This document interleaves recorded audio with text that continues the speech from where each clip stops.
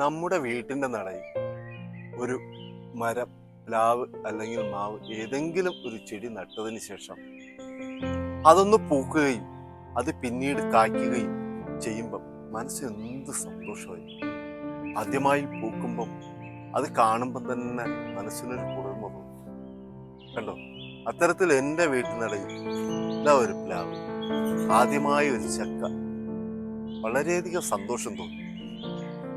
അതൊരു കന്നിച്ചക്കയാണ്, ഇതൊരു വരിക്കച്ചക്ക ആകട്ടെ എന്ന് മാത്രമേ എനിക്കിപ്പം പറയാൻ. എന്തായാലും വരിക്കയായാലും കൂഴയായാലും നല്ലതാണെങ്കിൽ ഞാൻ ഇവിടെ തന്നെ നിർത്തി.